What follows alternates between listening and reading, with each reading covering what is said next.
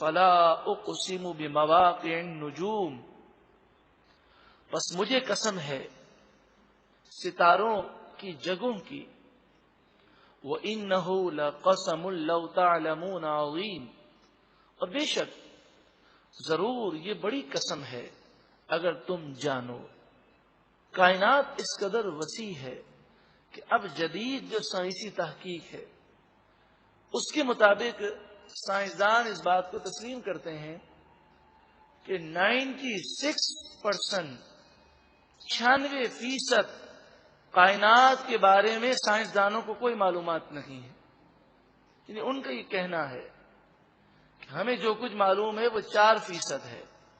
ہو سکتا ہے 100-200 سالوں کے بعد وہ تحقیق کر کے کہیں کہ ہمیں جو معلوم ہے کائنات تو بہت بڑی ہے، جو ہمیں معلوم ہے وہ 1% ہے. تو آپ اس سے اندازہ لگائیے، کم از کم اتنا تو انہوں نے تسلیم کر لیا کہ اتنی ترقی کے بعد جو کچھ ہم نے کائنات کا جانا ہے وہ تقریباً 4% سے بھی کم ہے. اِنَّهُ لَقُرْآنٌ کریم، بے شک یہ ضرور عزت والا قرآن ہے. فی کتاب مکنون، لوح محفوظ میں ہے. لا یمسہ الا المطہرون. اس آیت کے 2 معنی ہیں اور دونوں معنی حق ہیں. ایک معنی تو یہ ہے اس قرآن کے معانی اور اس قرآن کے نور کو وہی لوگ چھوتے ہیں جن کے دل پاک اور ستھرے ہیں. لا یمسہ الا المطہرون، یعنی جو پاکیزہ لوگ ہیں وہی قرآن کے نور سے مستفید ہوتے ہیں. بارش تو برستی ہے لیکن جو زمین زرخیزی کے قابل ہے وہی پیداوار اگتی ہے، اور جن کے دل مردہ ہو چکے وہ قرآن کے نور سے فیض نہیں پاتے. اور دوسرے معنی جو صحیح احادیث میں موجود ہیں وہ یہ ہے کہ بے وضو قرآن پاک کو ہاتھ لگانا منع ہے. نہ قرآن کو بے وضو چھو سکتے ہیں، نہ ہی قرآن کے ترجمے کو بے وضو ہاتھ لگا سکتے ہیں. اسی لیے جب اخبار کا مطالعہ کیا جائے تو اخبار میں جس مقام پر قرآن کی آیت لکھی ہو یا اس کا ترجمہ لکھا ہو تو اس جگہ پر نہ تو بے وضو ہاتھ لگائیں نہ اس کے پیچھے ہاتھ لگائیں. تو دوسری طرف پیچھے اس کاغذ کے ہاتھ نہیں لگا سکتے. بے وضو کا یہ معاملہ ہے. اور جس پر غسل فرض ہو یا وہ عورت کہ جو ان ایام میں ہو جس میں نماز پڑھنا منع ہے، تو ان ایام میں اور جس پر غسل فرض ہو اسے قرآن کا چھونا بھی منع ہے اور زبان سے پڑھنا بھی منع ہے. یہ تمام باتیں صحیح احادیث میں موجود ہیں.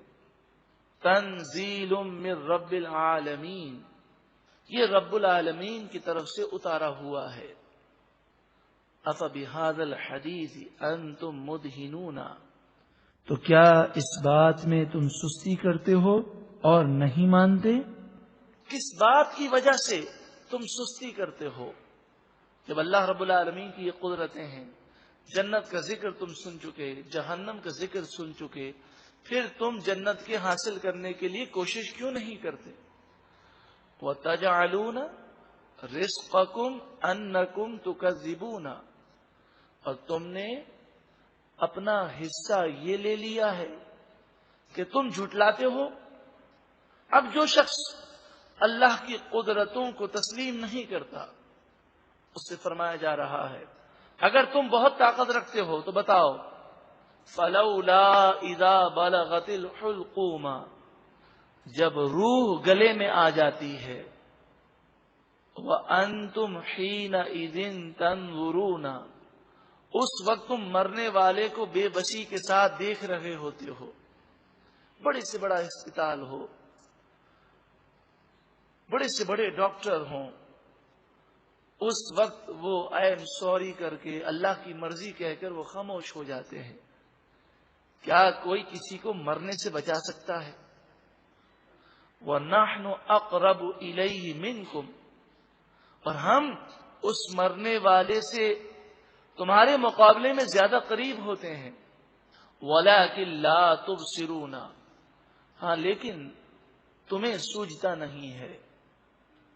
فَلَوْلَا ان کنتم غیر مدینین، تو کیوں نہ ہوا اگر تمہیں بدلہ ملنا نہیں مرنے کے بعد اٹھ کر، ترجعونہا ان کنتم صادقین، کہ اسے لوٹا لیتے، اس روح کو لوٹا لاتے، ان کنتم صادقین، اگر تم سچے ہو۔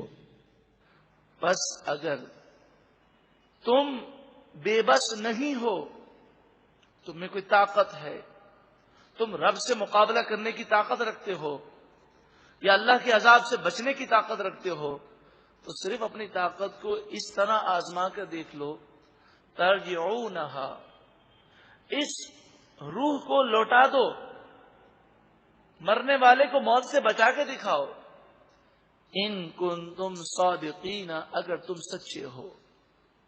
یہ موت ایک ایسی حقیقت ہے کہ چاہے کتنا ہی بڑا سائنسدان ہو، وہ بارش کے بارے میں یہ کہے گا کہ نہیں جناب یہ تو بخارات بنتے ہیں اور اس سے بادل بنتے ہیں اور یہ تو خود بخود گر جاتی ہے بارش، اور جناب یہ ہواؤں کا نظام تو یہ ٹیمپریچر کے فرق سے ہوتا ہے، اور جناب میٹھا پانی اوپر سے اس لیے آتا ہے کہ نمکین جو چیز ہے وہ بھاری ہے، وہ نیچے رہ جاتی ہے اور پانی ہی بخارات بن کر اوپر جاتا ہے۔ اس طرح کی وہ باتیں، ان تمام معاملات میں وہ تعویلات پیش کر دے گا۔ لیکن موت ایک ایسی حقیقت ہے جس کا کوئی انکار ہی نہیں کر سکتا۔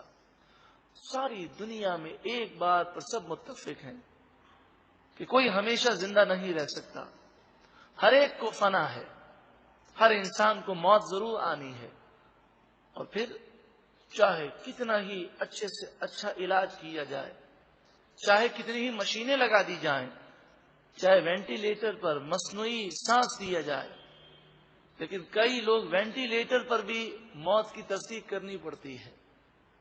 مصنوعی سانس دینے کے باوجود بھی ایک وقت وہ آتا ہے کہ مشین اس کی موت کی تصدیق کر دیتی ہے۔ تو موت ایک ایسی حقیقت ہے کہ جو انسان کی بے بسی سمجھنے کے لیے کافی ہے۔ اب مرنے والوں کے تین گروہ ہیں۔ ایک تو وہ ہے جس نے ساری زندگی اللہ کو راضی کرنے میں گزاری، فَأَمَّا إِن كَانَ مِنَ الْمُقَرَّبِينَ، بس بہرحال اگر مرنے والا اللہ کے مقرب بندوں میں سے ہے، فَرَوْحٌ وَرَيْحَانٌ، تو موت کے وقت اس کو راحتیں ہیں اور لذتیں ہیں، جنتی پھول، اور جنت کا وہ دیدار کرے گا، وَجَنَّتُ نَعِيمٍ، اور جنت نعیم، نعمتوں والے باغات کے لطف ہیں، اور اس کی روح ان نظاروں میں ایسے نکلے گی کہ اسے موت کی تکلیف کا ذرہ برابر احساس نہیں ہوگا۔ یہ کون لوگ ہوں گے؟ یہ وہ لوگ ہوں گے کہ انہوں نے گناہوں سے سچی پکی توبہ کر لی، اور پھر توبہ پر انہیں موت آئی۔ جب انسان گناہوں سے سچی پکی توبہ کر لے اور پھر یہ عزم کر لے کہ اب میں کبھی گناہ نہیں کروں گا، پھر وہ گناہوں سے بچتے ہوئے زندگی گزار رہا ہے اور اس عالم میں اسے موت آ جائے، تو اس کے نامۂ اعمال میں کوئی گناہ نہیں ہوگا۔ التائب من الذنب کمن لا ذنب لہ، گناہ سے توبہ کرنے والا ایسا ہے گویا کہ اس نے کوئی گناہ کیا ہی نہیں ہے۔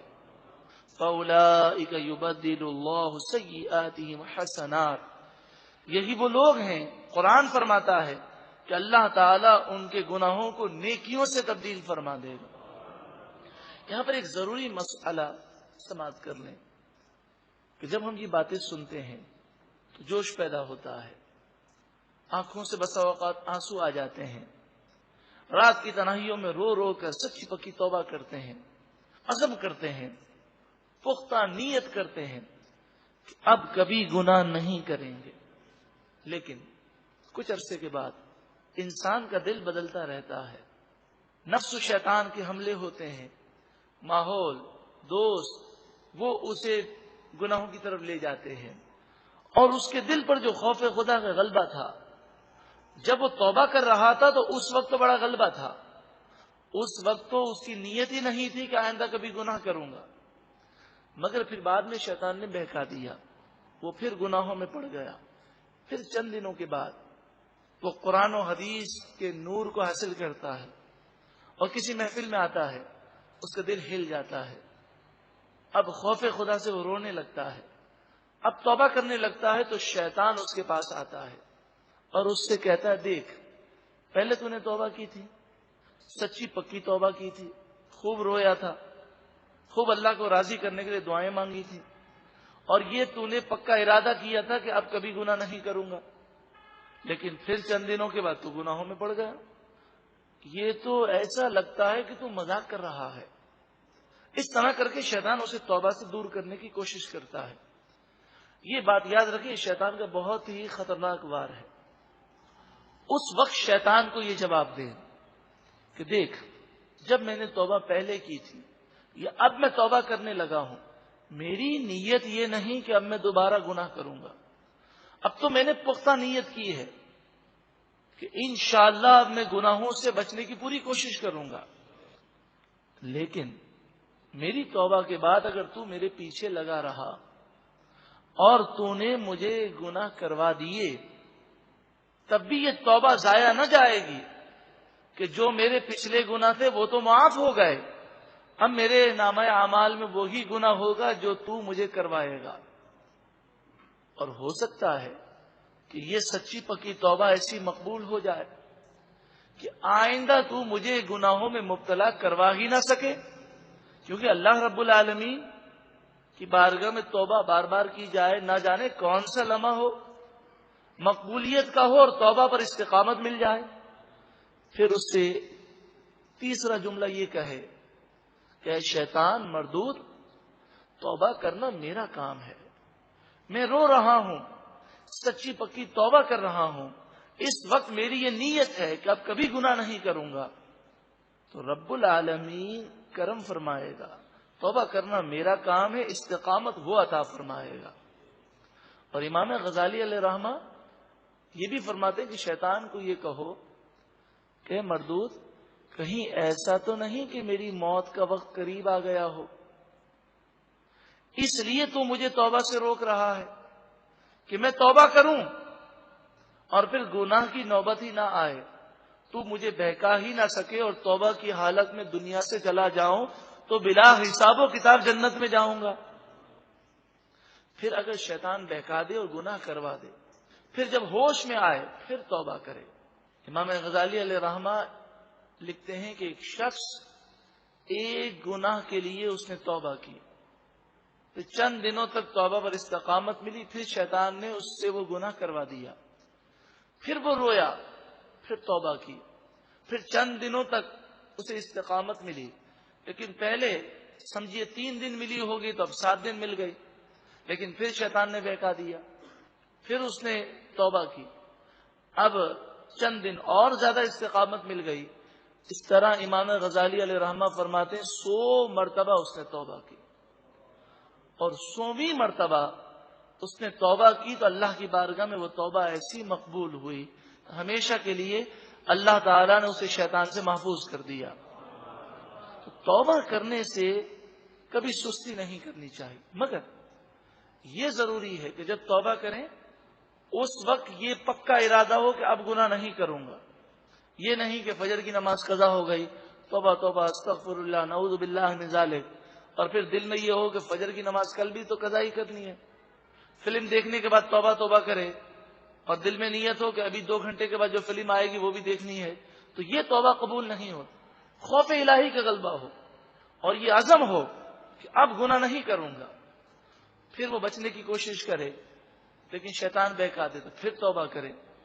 اس طرح وہ کوشش کرتا رہے, نفس و شیطان سے مقابلہ کرتا رہے, اللہ رب العالمین اس پر کرم فرما دے گا, اور ایک وقت وہ آئے گا کہ نفس و شیطان مغلوب ہو جائیں گے اور یہ غالب آ جائے گا. وَأَمَّا إِن كَانَ مِنْ أَصْحَابِ الْيَمِينِ, اور بہرحال اگر مرنے والا دائیں ہاتھ والوں میں سے ہے, فَسَلَامٌ لَكَ مِنْ أَصْحَابِ الْيَمِينِ, تو تجھے سلامتی ہے دائیں ہاتھ والوں کی طرف سے, یا اے دائیں ہاتھ والوں، تمہیں رب کی طرف سے سلامتی عطا کی جاتی ہے۔ وَأَمَّا، اور بہرحال، ان کان من المکذبین الضالین، وہ مرنے والا، جھٹلانے والا، گمراہ ہے، گناہ گار ہے، گناہوں کی وجہ سے ایمان برباد ہو گیا، اللہ ناراض ہے۔ فَنُزُلٌ مِّنْ حَمِيمٍ، تو اس کی روح جب نکالی جائے گی تو اس قدر اسے تکلیف ہوگی کہ اگر فرشتے اس کے ایک ایک ذرے پر اور جسم کے ایک ایک روئے پر وہ قابو نہ رکھیں تو یہ چیخ و پکار کرتے ہوئے جنگلوں میں بھاگ جائے۔ فَنُزُلٌ مِّنْ حَمِيمٍ، اس کی مہمان نوازی کھولتے ہوئے گرم پانی سے ہوگی۔ وَتَصْلِيَةُ جَحِيمٍ، اور بھڑکتی آگ میں دھسانا، داخل کرنا ہے۔ ان ھذا لہو حق الیقین، بے شک یہ ضرور حق الیقین ہے، بالکل یقینی اور سچی بات ہے۔ 3 گروہ میں لوگ تقسیم ہوں گے، اس میں کوئی شک اور شبہ نہیں ہے۔ اب تینوں میں سے جس کیٹیگری میں تمہیں شامل ہونا ہے ویسے اعمال اختیار کرو۔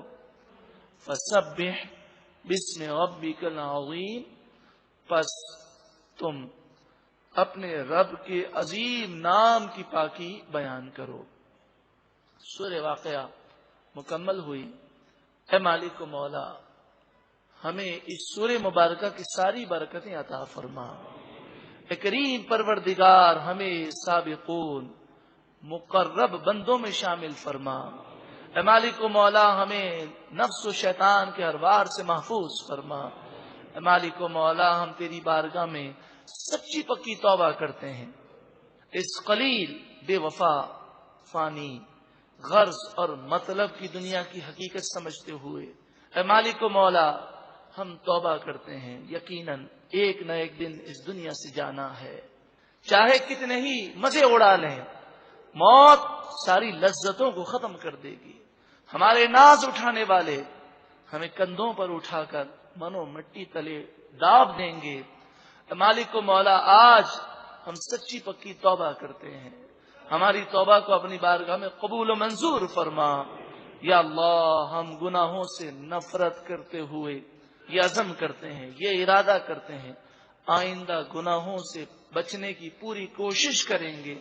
اے مالک و مولا، تو ہمیں استقامت دے دے، تو نفس و شیطان کے وار سے بچا دے، تو ہمیں نفس و شیطان کے وار سے محفوظ رکھ۔ اے مالک و مولا، ہمیں توبہ پر استقامت دے دے۔ یا اللہ، ہر وقت تیرے خوف سے ہمارا دل لرزتا رہے، ہمیں گناہوں سے نفرت دے دے، گھن دے دے، گناہ کرنا ہمارے لیے مشکل کر دے، نیکی کرنا ہمارے لیے آسان کر دے، نیکیوں میں سکون دے، لذت دے، نیکیوں سے پیار دے دے۔